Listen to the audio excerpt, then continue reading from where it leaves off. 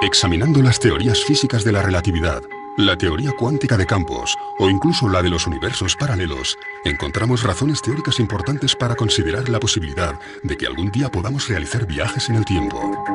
La gran paradoja se encuentra en que si efectivamente desarrollaremos tal tecnología en el futuro, en nuestro presente ya habríamos sido visitados por nosotros mismos una vez puesta en marcha esa supuesta máquina.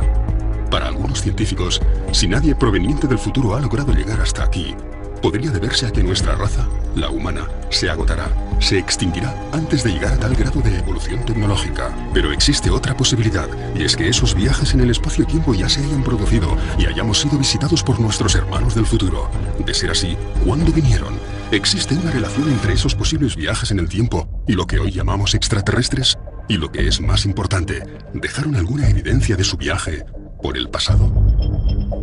Creo que el mundo está más que capacitado para aceptar la posibilidad de que no seamos lo que creemos ser.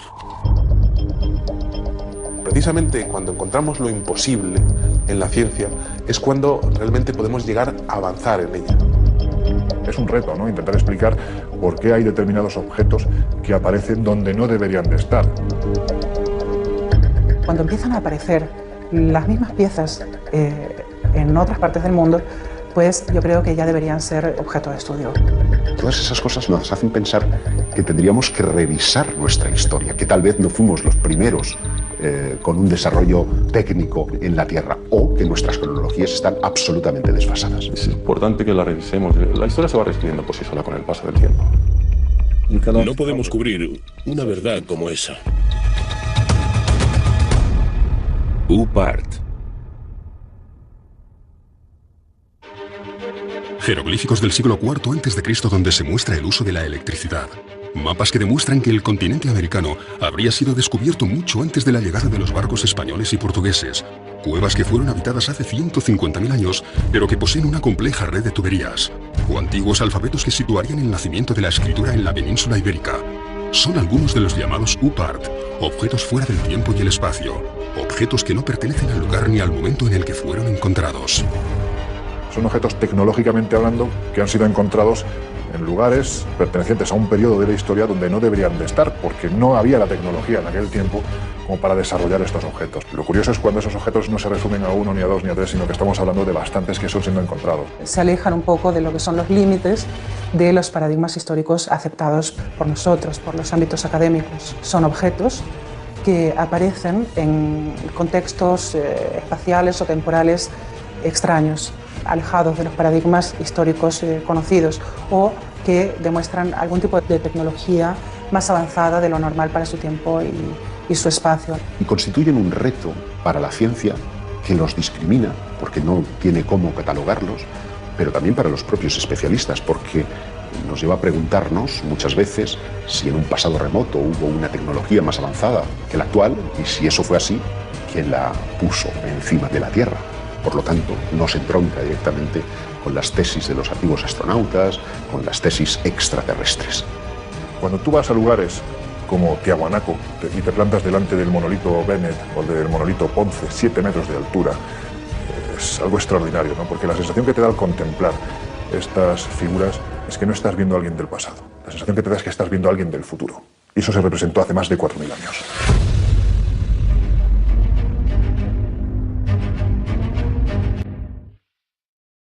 A principios de los años 70, en la mina de carbón de Ottosdal, en Sudáfrica, se trabaja sobre un estrato de 2.800 millones de años. Los mineros, todos ellos locales, han encontrado unas extrañas bolitas metálicas. La roca de la que proceden corresponde a una era en la que supuestamente no existía ningún tipo de vida inteligente.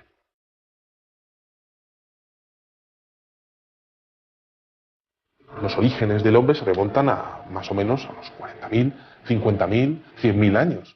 Estamos hablando de una cantidad de tiempo lo suficientemente importante como para desestimar cualquier tipo de intervención humana en su proceso de creación. Me parece delirante la cronología, porque es que la cronología que tienen no existía ni el primer continente conocido por nosotros, que es de hace 1.100 millones de años, me parece. Y esto está datado en estratos geológicos anteriores incluso, de 2.800 millones de años. Las esferas son pequeñas, de apenas 2 centímetros de diámetro, y tienen 3 líneas perfectas grabadas sobre su superficie. Están completamente pulidas, algunas de ellas tienen unas líneas paralelas, 3 líneas paralelas, y quizá lo curioso sea que parecen un producto terminado. El problema es quién estaba manufacturando productos hace 3 millones de años. No son naturales. La naturaleza hace formas muy caprichosas, pero aquellos surcos así, para mí esos surcos no son naturales, son hechos por alguien. Michael Cremo y Richard Thompson, tras someterlas a estudio, llegaron a la conclusión de que no podían ser de origen natural. Su exterior está formado por una aleación de acero-níquel imposible de encontrar en la naturaleza.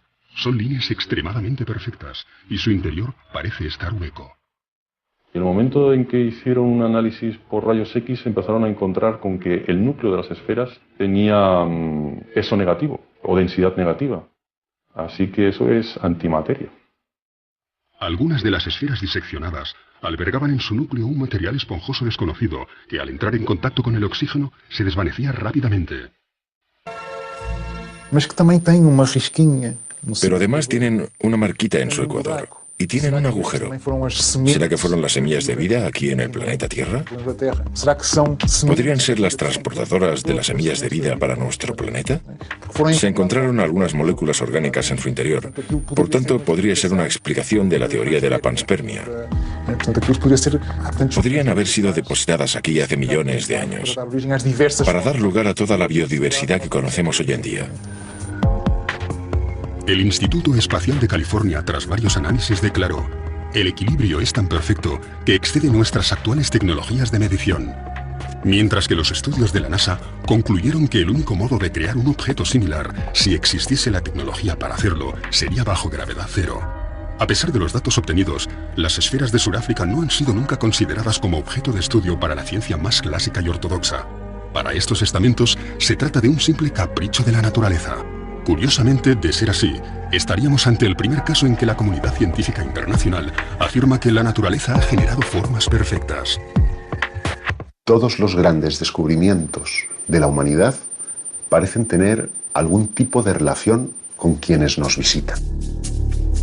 Sin ir más lejos, parecen intervenir en el descubrimiento de la Hispaniola, en el descubrimiento de América, porque cuando Colón, la noche antes de ese 12 de octubre de 1492, está surcando las aguas, refleja en su libro de bitácora que unas extrañas luces están por encima de las velas de su embarcación.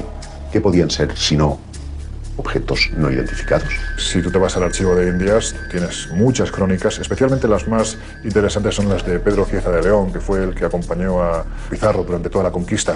Y ahí tienes historias rayanas con lo ufológico, o por lo menos que a día de hoy, en nuestro siglo XXI, seguramente más de uno interpretaría con la aparición de un objeto luminoso en los cielos, ¿no? Por ejemplo, cuando Pedro Cieza de León es el primero que describe en el desierto de Nazca, hay unas extrañas líneas que los nativos van allí para venerar, para adorar, pero lo que es curioso es cuando Pedro Cieza de León se sube a una de las lomas donde mejor se ve alguna de las figuras y asegura que los nativos y él empiezan a observar una serie de soles que se mueven en los cielos. Es decir, hay algo en el cielo que no es un solo sol, sino que hay más que se están moviendo y que parecen estar jugando alrededor de ese enigma tan maravilloso y tan descomunal como son las líneas de Nazca. Y esto está escrito en las crónicas de Indias, ¿no? Por lo tanto, parto de la idea de que en aquel momento, más que alucinaciones, pues algo deberían de estar viendo. Y ese algo, como decía Cieza de León, eran soles que se movían en el cielo. Si realmente estas luces u objetos no identificados acompañaron a los descubridores portugueses y españoles del siglo XVI, podrían estar también relacionadas con algunos de esos artefactos fuera del espacio y el tiempo que tanto intrigan a los historiadores. Es el caso del mapa de Piri Reis. 9 años después del descubrimiento de América, un corsario llamado Kemal Reis capturó 7 naves junto a las costas españolas. Alguno de los hombres que acompañó a Cristóbal Colón se encontraba entre los prisioneros que fueron interrogados por el pirata. Así que encomendó a su sobrino, el almirante Piri Reis, que confeccionase un mapa del mundo conocido, basándose en el relato de aquellos españoles cautivos. El resultado es un mapa pintado sobre cuero de gacela con todo tipo de detalles, dibujos y anotaciones en las que afirma haber obtenido la información de 24 mapas distintos. Uno de ellos perteneciente a Cristóbal Colón, alguno de la época tolemaica, e incluso algunos provenientes de lo que él llamó los antiguos reyes del mar.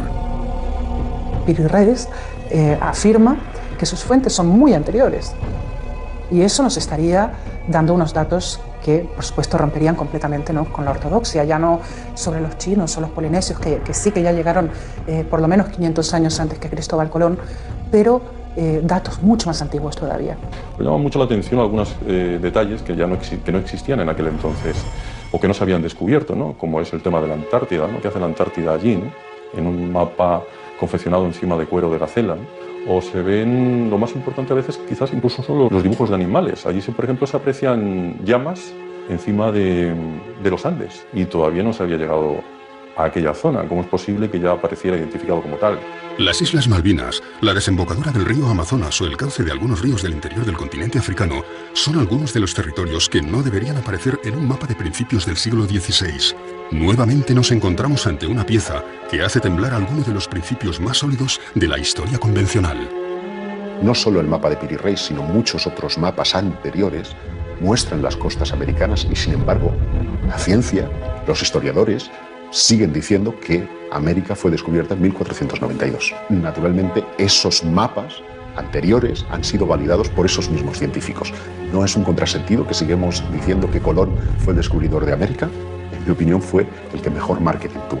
América no es un continente que se haya descubierto en el año 1492. Es un continente que se reencontró en 1492. Pero es que si te remontas en el tiempo, tienes vestigios mucho más antiguos, vestigios de hace 10, 12.000 años, ¿no? Es decir, es que hay arte rupestre donde están representados una serie de elementos que aparentemente o te los han traído de fuera, o si no es imposible que el que pintó estos elementos tuviera un conocimiento previo de lo que se estaba haciendo en otros continentes, ¿no? Entonces a mí me gusta hablar, por ejemplo, de Eratóstenes, que en el año 300 antes de nuestra era, gracias a conocimientos que en aquel entonces ya existían en la desaparecida Biblioteca de Alejandría, pues pudo conocer que la Tierra era completamente redonda. Y sin embargo aquello, como se sabe, lo perdimos con el paso del tiempo. Fue primero Agustín de Hipona el que empezó a decir que la Tierra no podía ser redonda, porque si así fuera la gente que estuviera abajo se caería. Fueron muchos los tesoros arqueológicos que, una vez descubierto o redescubierto el Nuevo Mundo, pasaron desapercibidos para aquellos navegantes portugueses y españoles del siglo XVI. Algunos, como las llamadas piedras de Ica, mantuvieron ocultos sus secretos hasta nuestros días, como si estos Supart tuviesen la extraña manía de dinamitar todas las cronologías de la historia del ser humano, como si estuvieran allí con la clara intención de hacernos dudar.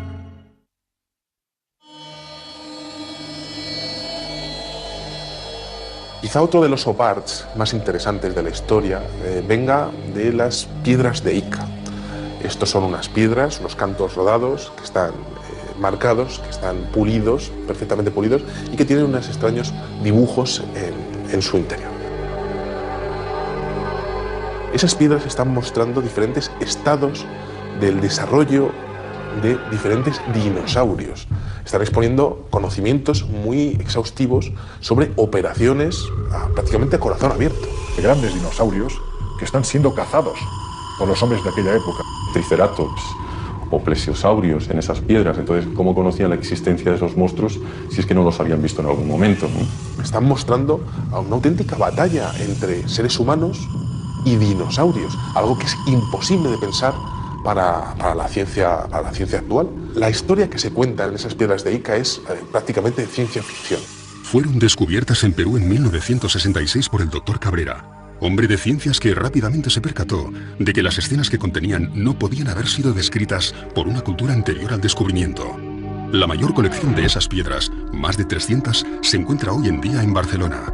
Transfusiones de sangre, trasplantes de órganos, lentes, catalejos e incluso telescopios. Para el Dr. Cabrera solo cabían dos opciones. O una antigua civilización poseía una tecnología capaz de romper con todas las cronologías oficiales de nuestra evolución, o alguien proveniente de las estrellas y de un mundo infinitamente más desarrollado que el nuestro les hizo entrega de estos conocimientos hace miles de años. Una de las piedras muestra que de una mujer embarazada, de la sangre de una mujer embarazada, va una especie de sonda y que está comunicada con una persona a la que le están haciendo una extracción de corazón. Cuando se descubrieron esas piedras no se sabía que la sangre de las embarazadas podría mejorar y evitar el tema del rechazo a órganos nuevos. Eso no se sabía cuando se estaban extrayendo esas piedras. Y en esas piedras, encontradas en estratos que tienen millones y millones de años, aparece perfectamente descrita. Si tenemos que barajar la posibilidad de que hace miles de años alguien hacía trasplantes de órganos, y no solo eso, además el paciente no se le moría, estamos hablando de alguien con una tecnología excesivamente avanzada. ¿Quién puede ser? Sinceramente, a mí, salvo los dioses, no se me ocurre nadie más.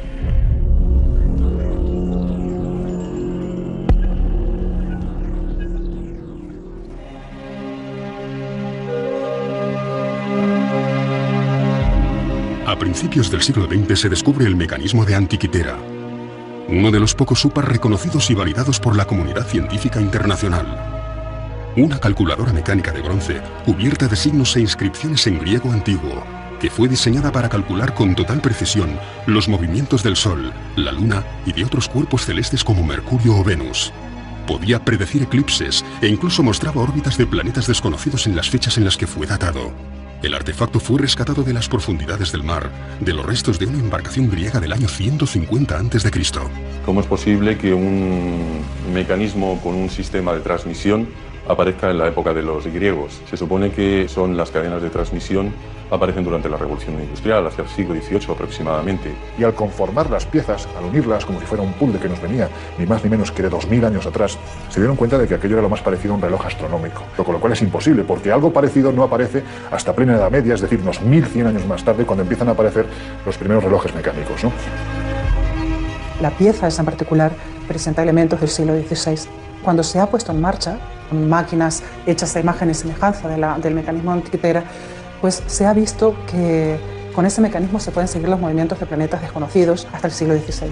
Entonces, por eso es un OPAR, porque aparece en un contexto del siglo II a.C., una máquina en la que se puede observar los movimientos de planetas desconocidos entonces. Lo que denotaba este hallazgo es que había servido, pues por ejemplo, para calcular los eclipses, los movimientos de los planetas, los movimientos del Sol, de la Luna, fenómenos astronómicos como solsticios, como equinoccios, en un tiempo en el que en teoría ese objeto no tenía que existir.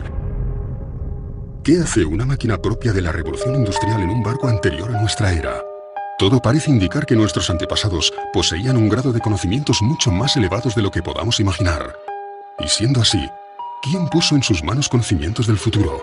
Para algunos, una inteligencia no terrestre pudo haberlos instruido. Para otros, deberíamos contemplar la posibilidad real de que pronto realizaremos viajes en el tiempo. Y para la mayoría, nos encontramos ante muchos interrogantes que simplemente no tienen explicación. 2 minutes.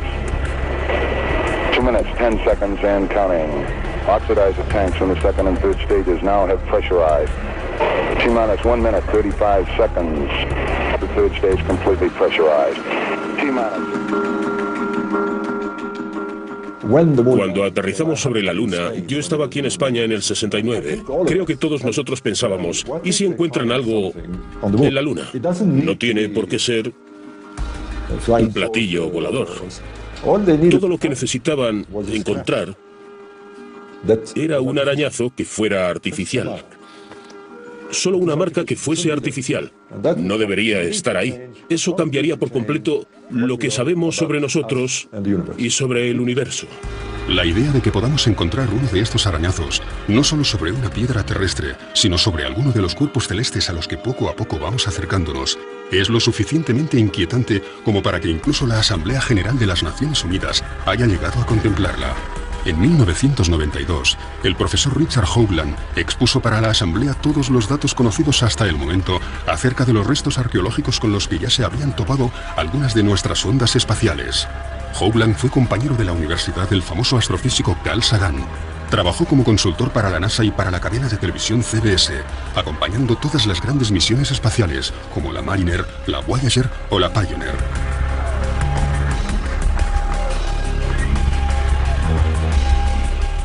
Pero fue la misión Viking la que, tras fotografiar sobre Marte una serie de formaciones rocosas muy similares a un rostro humano y lo que parecía ser las ruinas de una antigua civilización junto a una gigantesca pirámide, lo que llevó a Hoagland a especializarse en esta nueva modalidad de arqueología.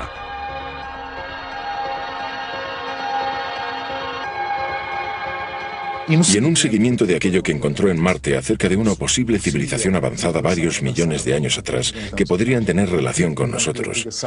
Ellos mismos podrían ser humanos. Que esa civilización haya dejado marcas en otros puntos del sistema solar. Le pareció interesante el hecho de que la NASA y la ESA mostraran gran interés en el estudio de un determinado asteroide alrededor de Marte. El asteroide Heinz, que tiene una forma similar a la de un diamante y que, por todas sus características y el hecho de parecer hueco y que, según las pruebas de resonancia, podría tener unos corredores por el medio, en fin, según la fisonomía de aquel objeto, podría ser artificial.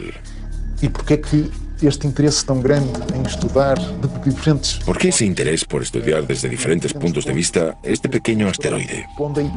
Siguiendo la hipótesis de que podría ser artificial, podría haber sido una estación espacial que estuviera allí como una ruina ambulante, aún en los tiempos de hoy, muy destruida pero aún a la deriva, a la espera de que alguien la encuentre. Si queremos, ya la encontró la NASA. Nosotros somos una partícula apenas en el universo, así que sería muy antropocentrista, ¿no? O antropocéntrico pensar que no hay nada más allá. De momento no hay pruebas contundentes de estructuras, sí de vida en otros planetas, pero no me extrañaría nada, porque yo estoy convencida de que no estamos solos en el universo. Siguiendo esa óptica, fue intentando investigar. Siguiendo con esta óptica, fue investigando en otras partes del sistema solar qué más podría parecer artificial. Y se dio de bruces con Iapetus. Iapetus es una luna de Saturno. Tiene una columna en su ecuador que sugiere que dos partes se ensamblaron. Visto en perspectiva, se distingue que la luna no es totalmente redonda. Tiene aristas. ¿Cómo es que un satélite natural tiene aristas? Por otro lado, tiene una serie de pequeñas semejanzas con una estructura que estuviera cediendo. Buscó ejemplos de otras estructuras hexagonales para dar a entender que aquello efectivamente podría ser artificial, haber sido construido desde dentro con diferentes hexágonos, formando una estructura que habría ido cediendo a lo largo de millares y millares y millares de años. Es gracioso también su parecido con la llamada Estrella de la Muerte de George Lucas, de la película La Guerra de las Galaxias. Y él cuestiona, ¿qué sabía George Lucas que nosotros no sabemos? Levanta varias hipótesis. Aquello podría ser una base científica, podría ser un hotel. Él lo llama Luna con vistas. Un lugar único en el sistema solar, con vistas al gran planeta Saturno. Algo espectacular.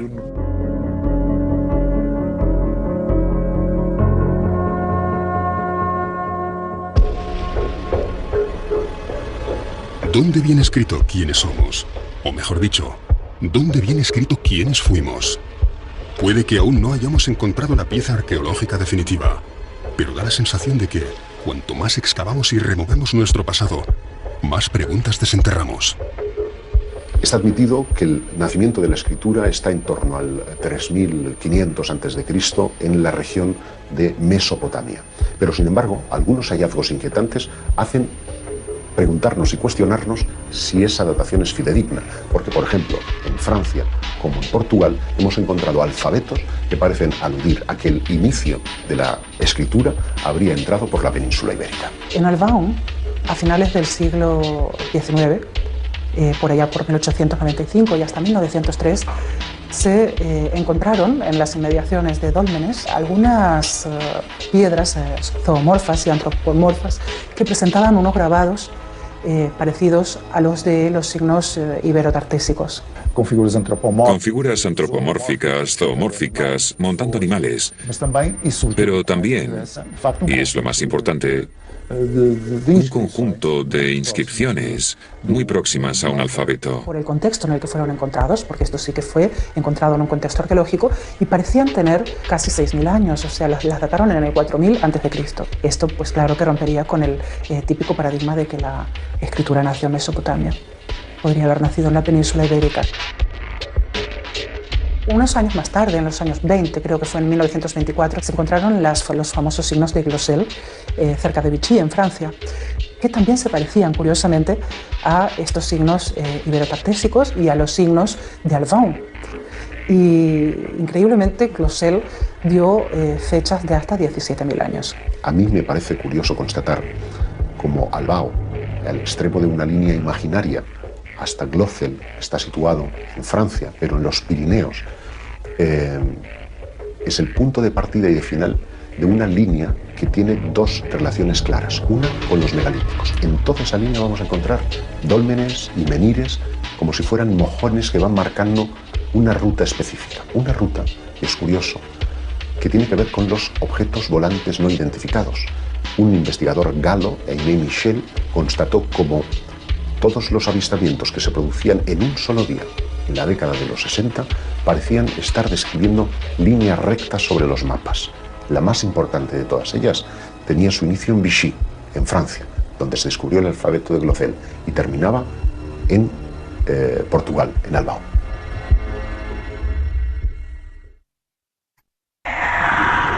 Un ser que estaba de espaldas a él se da la vuelta y se encuentra a sí mismo. ¿Por qué hay determinados objetos que aparecen donde no deberían de estar? Estamos siendo tutelados por una especie de inteligencia. Secuestran generalmente mujeres jóvenes, tienen un interés fundamental en la genética, en la reproducción. Extraterrestres, los domingos, solo en Historia.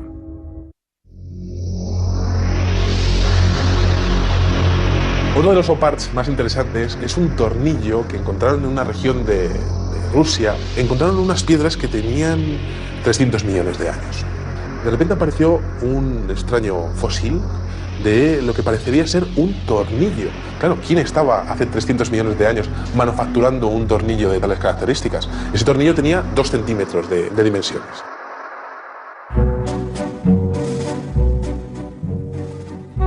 Tres siglos antes del nacimiento de Cristo, el pensador griego Arquitas de Tarento inventa el tornillo. Y por insignificante que pueda parecernos hoy en día, gracias a él nos convertimos en una especie tecnológicamente inigualable. Todo lo que inventamos necesita algún tornillo para mantenerse en pie. Aquella pieza encontrada en Rusia podría haber sido construida hace 300 millones de años. El ser humano no poblaría la Tierra hasta 250 millones de años más tarde. Es simplemente imposible. Ninguno de estos objetos debería estar donde fue encontrado. Viajes en el tiempo, civilizaciones perdidas hace millones de años, o restos de algún tipo de visita proveniente de otro planeta muy similar al nuestro. Nos encontramos ante un nuevo eslabón perdido, o simplemente ante el tornillo que nos falta.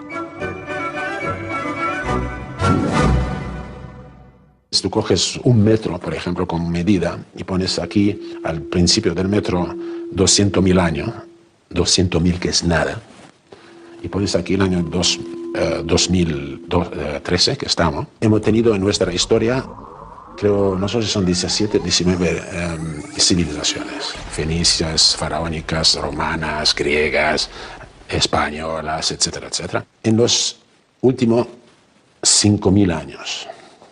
A esta escala de un metro, 200.000, y nosotros, las 17 o 19 civilizaciones que conocemos entran en 3 milímetros. 3 milímetros entran 17 o 19 civilizaciones. A principios del pasado siglo, se generalizó la creencia de que el ser humano ya había inventado todo lo que se podía inventar.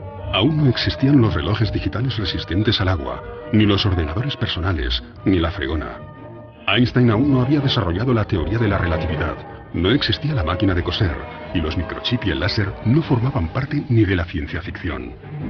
¿Cómo reaccionaría una persona de 1903 al encontrarse ante un ascensor, unos prismáticos o unos auriculares?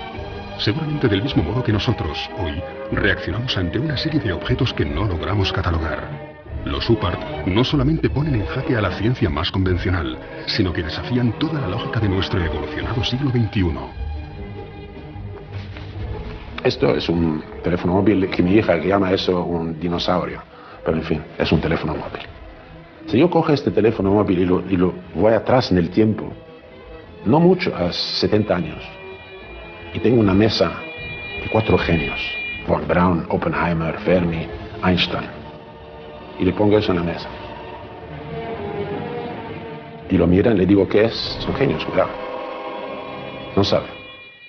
Desde siempre creo que el ser humano ha tenido miedo a lo desconocido. ha tenido temor a los cambios, a la evolución de sus creencias. Por lo tanto, yo creo que no es nada raro que ante la aparición de un OPART sientan este miedo, porque esto podría traspasar los límites de los paradigmas históricos que eran aceptados hasta entonces. Si encontramos un artefacto que pueda probar, ¿quién sabe? Que ha habido visitas extraterrestres. La gran pregunta es ¿cómo y quién se va a hacer cargo de ello? Entonces es incómodo para la ciencia, pero es incómodo también para los especialistas más heterodoxos. ¿Y dónde radica precisamente su esplendor? Pues en que revela un nivel de tecnología impropio para la época en la que fueron encontrados. A la gente no le gustan los cambios. Estos son templos mortuorios, esto es tal y esto es cual. No podemos. No podemos porque necesitamos entender ¿qué hacemos en este planeta? Necesitamos saber por qué estamos aquí, de dónde venimos, por qué somos tan diferentes del resto de la naturaleza. Y si eso nos conduce a algo más, si nos conduce a otro tipo de conexiones, ¿por qué no? Podríamos estar conectados con el cosmos.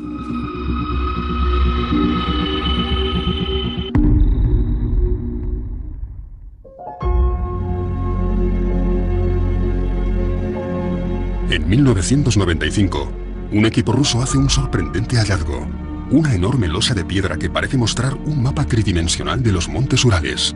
Un profesor llamado Chuprov ha oído hablar de unas estelas que muestran mapas de la antigüedad. Es una estela de 1,5 metros aproximadamente, la trasladan directamente de ese lugar a la universidad, la empiezan a analizar y descubren que aquello tiene 3 capas geológicas totalmente distintas, que lo que están viendo en realidad es un mapa, pero un mapa tridimensional, un mapa donde se muestran las montañas, los ríos, se muestra la zona en la que se encuentran ellos en todo momento.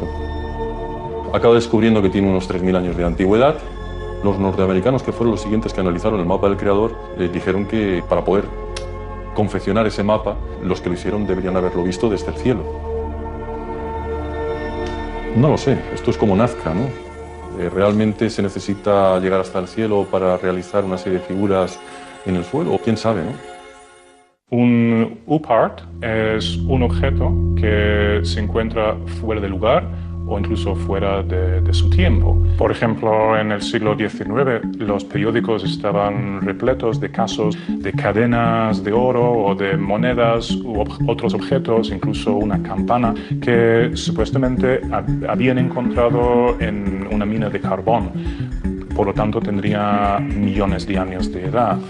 Se publicó un libro que se llamaba Forbidden Archaeology, donde se recogen casos de UPARTs, no solo de objetos artificiales que muestran algún tipo de inteligencia avanzada, sino también de herramientas prehistóricas encontradas en estratos en la Tierra donde no deberían estar.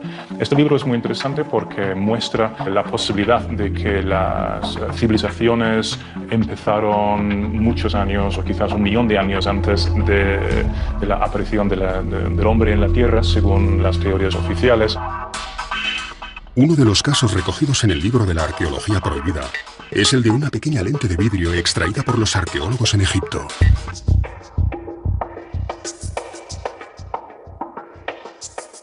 Se han hecho estudios microscópicos de esta lente y presentaba en sus extremos restos de metal, como si la pieza hubiera estado engarzada en algún tipo de montura metálica para algún tipo de instrumento de observación de los cuerpos celestes, por ejemplo. Bueno, es bien sabido que ya los antiguos pues, estaban muy interesados en la observación astronómica. Prácticamente casi todos los aspectos de su vida se regían en torno a estos conocimientos. A mí no me extrañaría nada que hubieran creado algún tipo de mecanismo para una mejor observación del cosmos. El problema es que parece ser que para conseguir este material se necesitaba un punto de fusión que en el momento no se podía conseguir. El punto de fusión necesario para crear una de estas lentes solo podría obtenerse con la ayuda de la electricidad. Pero como sabemos, los egipcios no conocían la electricidad.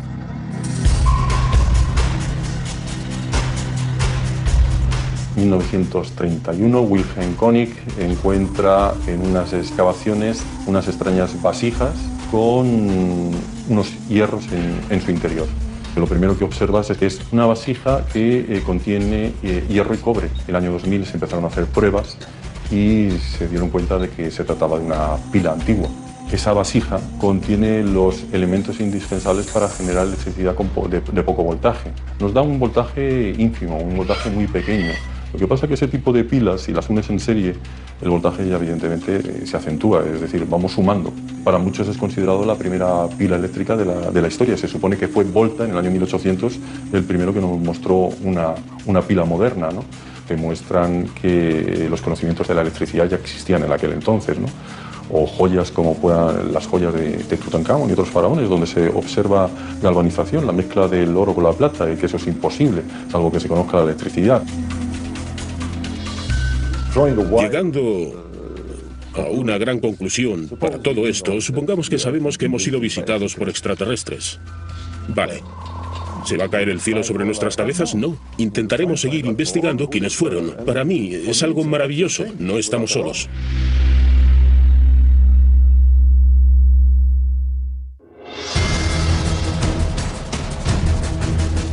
Hallazgos arqueológicos provenientes del pasado que solo pudieron haberse construido en el futuro. Mapas, escritos, extraños artefactos que nos hablan de piezas imposibles de encajar en los libros de historia. ¿Nos encontramos ante las posibles evidencias de que nuestra tecnología será capaz de viajar en el tiempo? ¿Alguien, antes que nosotros, pudo haber poblado este mismo planeta? ¿O simplemente pasaron por aquí de visita?